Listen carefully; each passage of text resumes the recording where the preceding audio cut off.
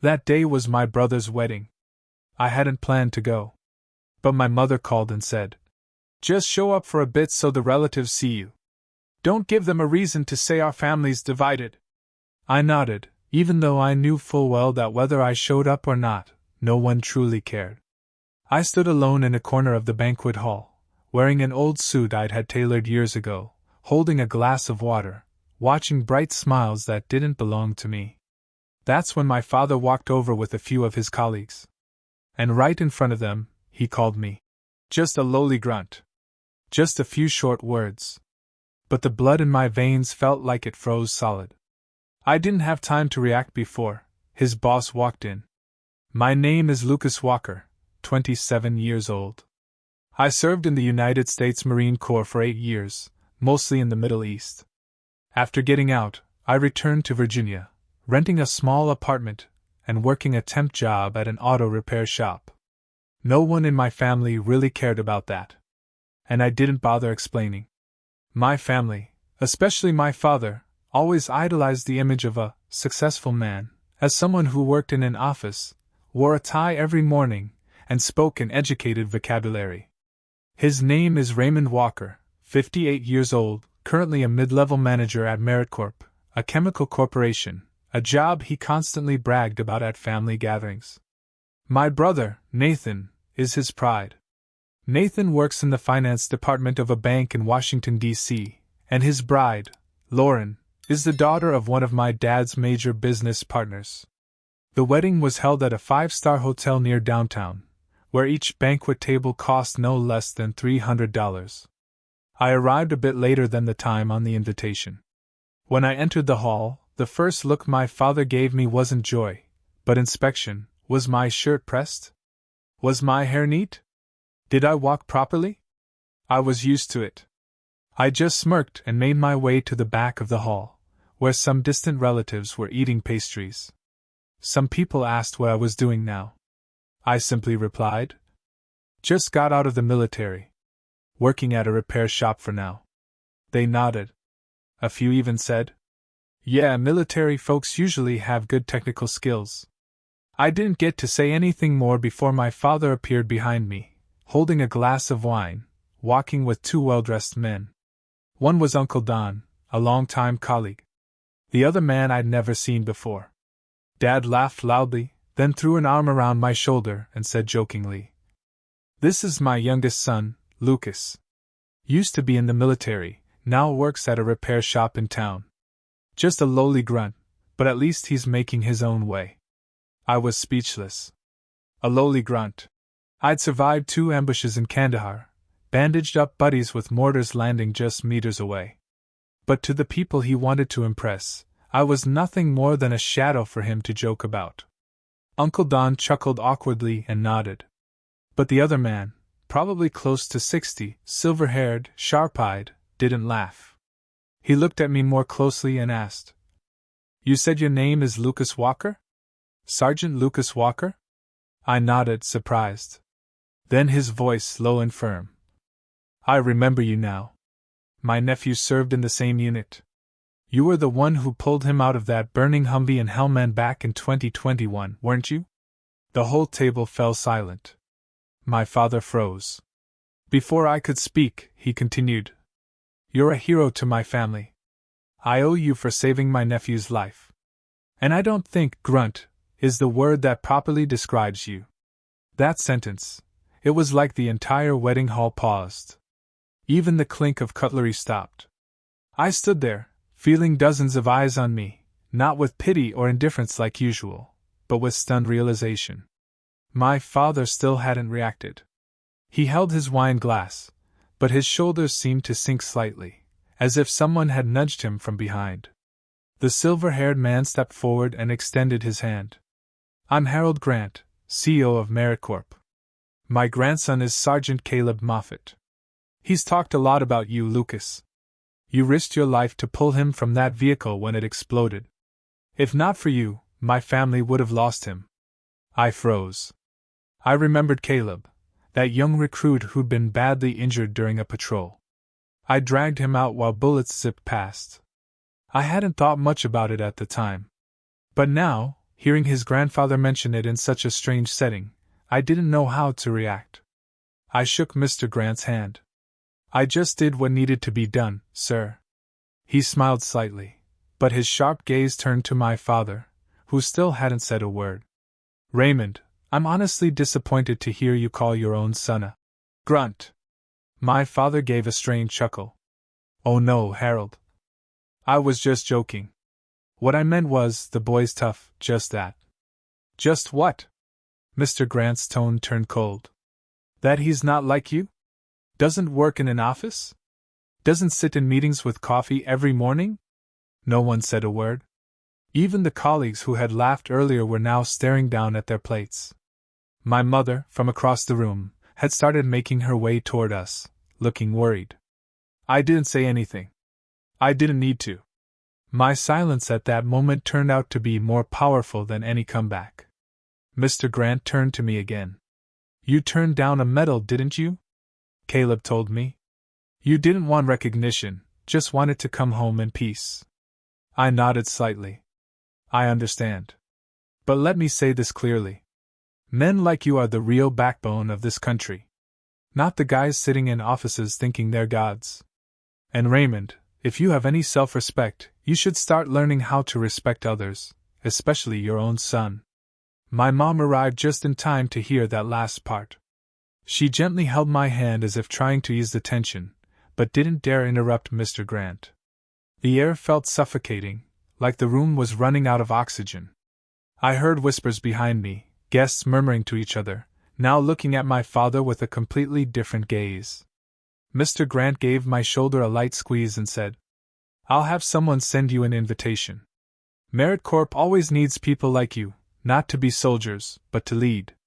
I didn't know if he meant it or if it was just a way to show respect. Either way, his words lifted something off my chest that felt heavier than 100 pounds. After he left, I saw my father still standing in place. His face had lost all color. I turned to him, for the first time in a long while, and said slowly, You don't have to be proud of me. But at the very least, don't turn me into a joke just to boost your own worth. Then I walked away. No one stopped me. No one called after me.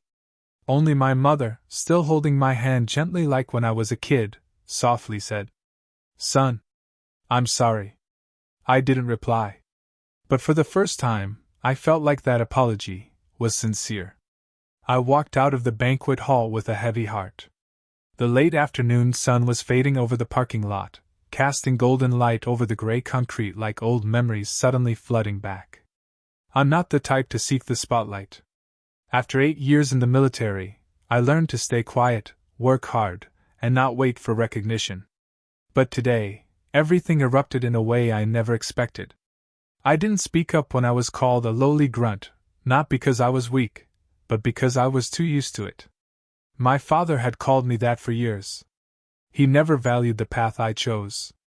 To him, the military was a choice for those not smart enough for college, not good enough to become successful. I don't blame him for the way he thinks. But I never thought he'd drag me out as a joke in front of his boss and friends, especially on my own brother's wedding day. I was standing next to my old pickup truck when a voice spoke from behind.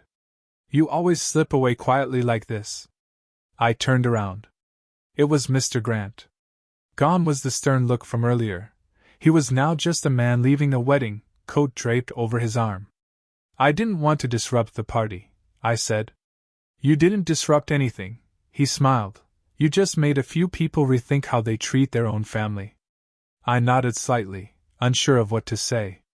I used to be a Marine, Lucas. Back in '83. Only 2 years before I left, but long enough to understand, most people don't see what you've been through. I looked at him, surprised. I didn't know.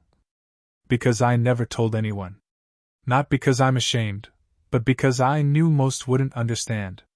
But I always taught my grandson this: if someone wore that uniform and made it home alive, give them your respect first, before you ask what they've done with their life. I stayed silent. But I felt a bit lighter inside. What are you planning next? He asked. I answered honestly. I'm not sure. Right now, I'm working at a small garage, fixing up old cars. When I have time, I study some basic mechanics again. I'm not good at talking, not great with people, but I can work 16 hours a day if needed. He nodded thoughtfully. AmeriCorps has a program supporting veterans starting their own businesses. If you're interested, I can connect you with some good people. Not because you're my grandson's hero, but because I believe you're worth more than you think. I looked at him, for the first time, feeling like someone truly saw me, not through a paycheck or a business card. Thank you, sir. I'll think about it. He patted my shoulder and walked away, leaving me standing alone under the darkening orange sky. By the time I got home, it was already night. The one-bedroom apartment was still cold and lonely like every other day, but tonight, something felt different. I opened an old wooden box I kept in the drawer.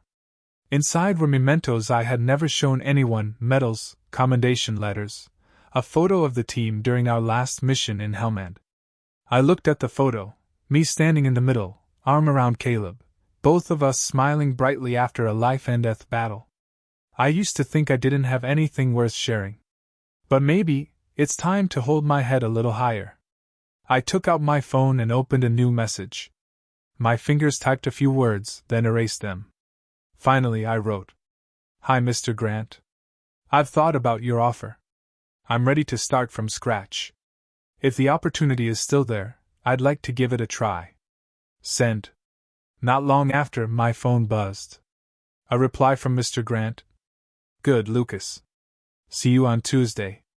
Opportunity only comes to those who step forward." I put the phone down. Outside, the rain had started to fall lightly, but inside, something had begun to light up. Not fame, not glory, but faith in myself.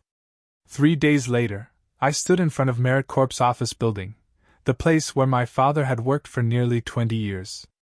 A tall building with blue-tinted glass, modern and cold, nothing like the places I'd known in the military. I wore a white shirt, khaki pants, and an old pair of leather shoes I had polished the night before. My reflection in the glass showed a nervous face, but one thing was clear: I was no longer someone standing on the sidelines. Inside, Mr. Grant personally greeted me on the 19th floor. Unlike the stern presence at the wedding, he now seemed relaxed, more approachable. He introduced me to a team from the Veterans to Leaders program, a place that helps veterans learn management, operations, and if they show potential, be nominated for leadership positions at local branches. I didn't dare expect much. I just wanted to start over. To be guided, to do something meaningful, this time not with guns and armor, but with real civilian work. At the end of the session, when I stood up to shake hands with everyone, Mr. Grant quietly said, "No one here calls you a grunt. You're the kind of person we need. Don't let someone else's past define your worth." I nodded, saying nothing. But inside, his words lit a small fire in the dark corner where I used to hide my self-doubt. That evening, my brother, Nathan, called. I was a little surprised. We hadn't talked since the wedding.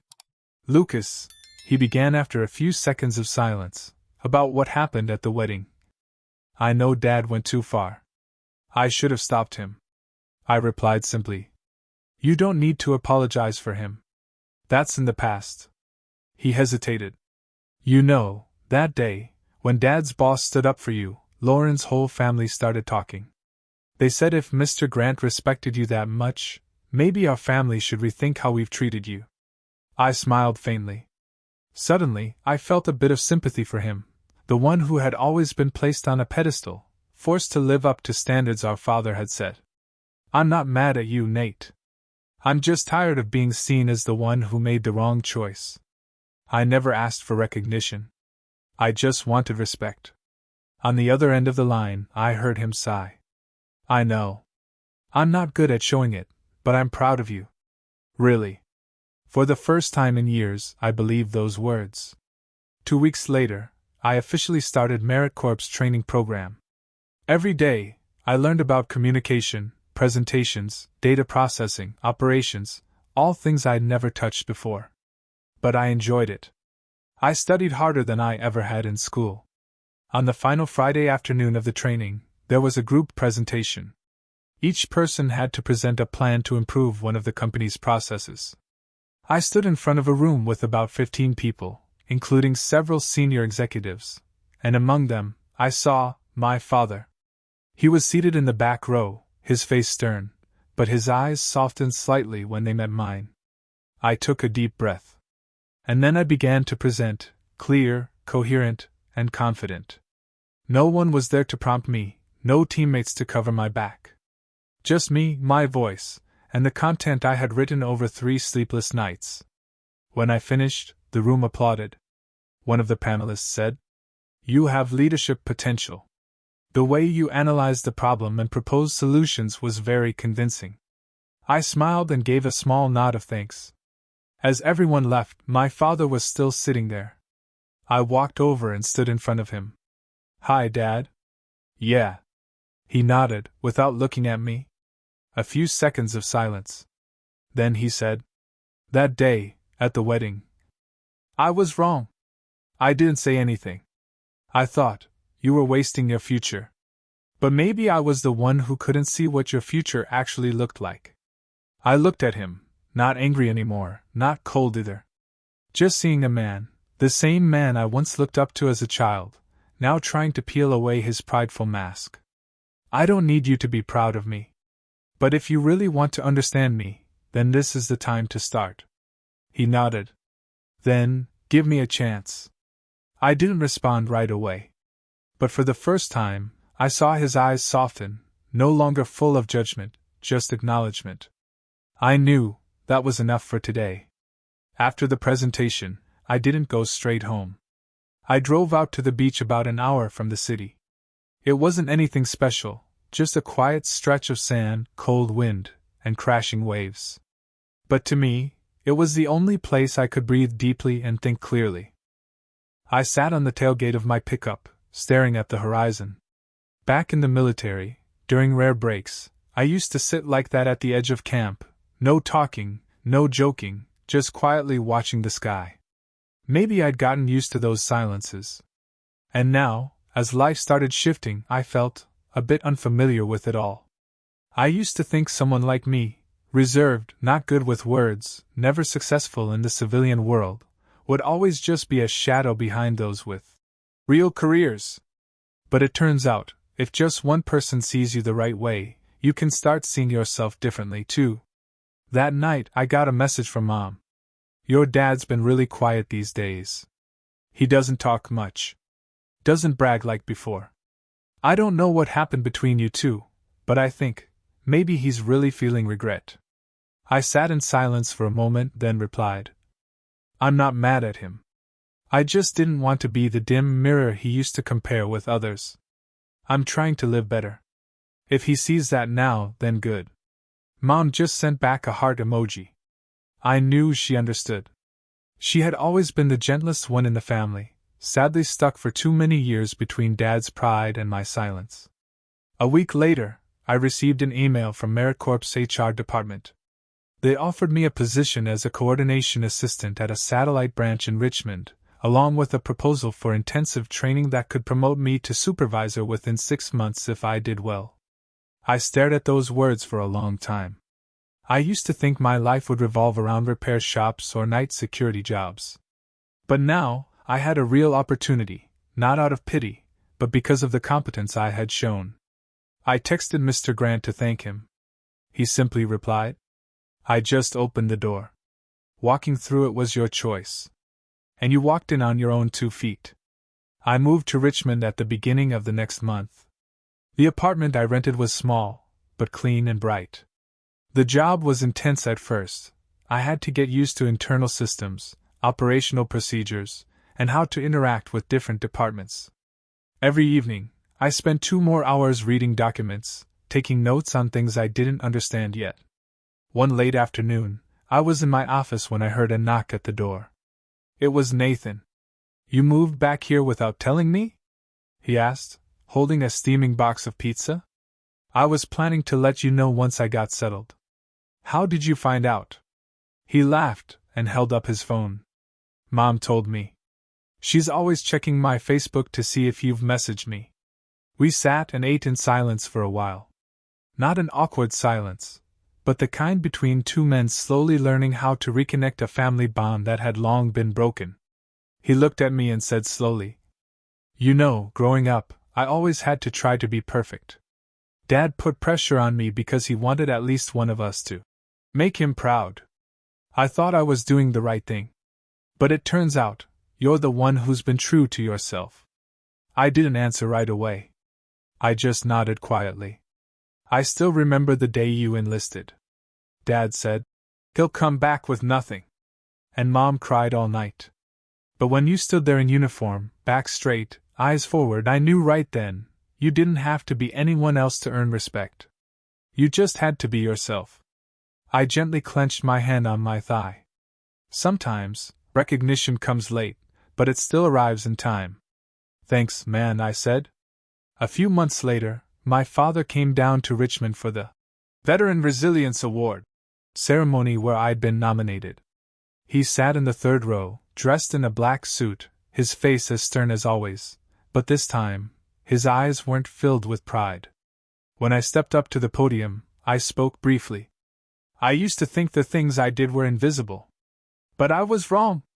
Not because I'm being honored today, but because I've learned this. Sometimes you have to be the first one to believe in your own worth before asking others to." I paused and looked down at the seats. My eyes met my father's. For the first time, he nodded at me. Said nothing. But nodded. And to me, that was enough. After the ceremony, I received a flood of congratulatory messages from coworkers, old acquaintances, even some high school friends I thought had long forgotten about me. My father didn't say anything after the event. He just gave me a firm handshake before heading back home. But that handshake felt different. No longer cold, no longer dismissive, but an awkward, honest acknowledgement. My life in Richmond continued to stabilize. I was promoted to assistant production coordinator, managing a team of 15, a role that required more organization, communication, and decision-making. The skills I once thought I lacked had now become my strengths. I was calm under pressure, didn't panic, and always prioritized action over words. But then, one day, everything started to shake. I received an email from an unfamiliar address. "Lucas, this is Staff Sergeant Anthony Reese. I served with you in Helmand. I need to talk to you. Please. It's urgent." I froze. That name. I remembered clearly. Reese was our direct commanding officer during the Kandahar mission, where Caleb, Mr. Grant's grandson, almost died. It was Reese who gave the retreat order before the area was fully secured. And it was me, who disobeyed and went back to pull Caleb out of the rubble. I thought Reese had been transferred after the internal investigation that year. No one in our unit ever spoke of it again. Everyone stayed silent. Because orders were absolute. And war zones weren't places for black and white justice.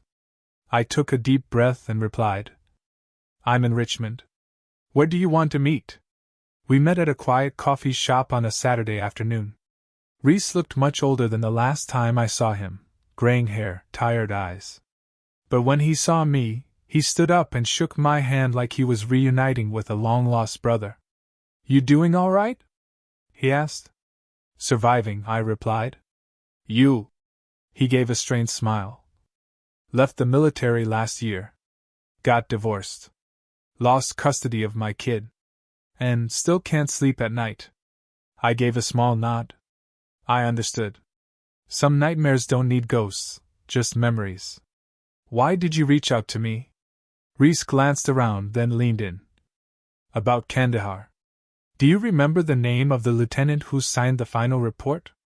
I frowned. "Lieutenant Halvorsen?" "Yeah. That report was altered. I discovered it while trying to help a soldier apply for injury compensation. In the original draft, you were credited with saving Caleb, disobeying orders to do it, and because of that, he lived. But in the official archived version, that action was erased, replaced with "Follow team leader's command." Not just erased credit. They're rewriting the whole story to protect someone. I looked up at Reese. "Who?" He hesitated. Halvorsen was just nominated for Senior Vice President of Human Resources at MeritCorp. My whole body went stiff. A thick silence wrapped around us in that little cafe. I remembered Mr. Grant's words, the look in his eyes filled with trust. And now, the same man who abandoned his team out there was about to become a top executive where I work. I clenched my coffee cup. Reese continued. I didn't reach out to you out of personal spite. I reached out because you're the only one left who can confirm the truth. And you're also the only one in a position strong enough to stop this. I didn't respond right away. I knew that if I spoke up, there would be an investigation. The press might get involved. It could shake the entire company. And it might even affect the position I had just earned. I left the cafe and drove aimlessly around the city until late at night. In my mind were the sounds of gunfire from years ago. The image of Caleb barely breathing as I carried him through a hail of bullets. The bitter feeling of seeing someone quietly erase the truth, as if that life was never in danger, as if I had never risked mine to do what was right. Eventually, I pulled into a deserted gas station, turned on the dome light, and took out my phone. I opened a new email. Recipient, Harold Grant, CEO. I typed. Dear Mr. Grant, I need to meet with you as soon as possible. It concerns an individual currently being considered for a senior leadership position at MeritCorp. I'm not doing this for personal reasons. I'm doing it for justice, and for a truth that was buried. I paused for a few seconds, then hit send. This time, I didn't choose silence. This time, I would be the one to restore what's right. Just an hour after I sent the email, Harold Grant called me back. His voice was low and firm, no trace of the usual warmth. Lucas, I'll be in Richmond tomorrow morning. Branch office. 8 a.m. Bring everything you have. If what you're saying is true, I'll handle it personally. I hung up. My heart pounded. Not from fear, but because I knew, once I stepped into that room, there was no turning back. This wasn't just about me or Reese anymore. This was about honor, justice, and the lives of those who had fought, and been erased from clean, soulless reports. 8 a.m. the next morning. I walked into the third-floor conference room, reserved for high-level internal meetings. Mr. Grant was already there, along with 2 company attorneys. They asked me to sit. No recorders. No press. Everything was confidential. I told them everything from the beginning. I presented a copy of the original report provided by Reese, and we compared it with the official version currently used to support Lieutenant Halvorsen's nomination for VP of HR. When I finished, Mr. Grant sat still, fingers interlaced in front of him. I trusted you to be someone who doesn't seek the spotlight. What you did today proves I was right. He turned to the lawyers. Launch an internal investigation. Halt the nomination process. If that report was altered, whoever's behind it will be held accountable. I nodded. I wasn't thrilled. I just felt relieved. A few days later, the media picked up the story. A leaked memo from inside MeritCorp reported. A senior executive accused of falsifying military credentials and altering combat reports. Halvorsen's name appeared in every headline. His resignation was announced 2 days later. Mr. Grant kept his word. He held a closed meeting with the board and invited me to attend. During the meeting, he didn't go into detail. He simply said, "One of our veterans stood up to protect not just the honor of this company, but of all who have worn the uniform. Thank you, Lucas." I didn't make a speech. I just stood, nodded, and quietly left the room as the applause began. That evening, I came home and opened my old wooden box. Inside, alongside my medals and unit photo, I placed a printed copy of the original report, the one that almost vanished forever. I didn't keep it to boast. I kept it as a reminder. Silence is strength, but only when it doesn't swallow the truth. One Sunday afternoon, my father came to visit. He wore a simple button-down shirt, no tie.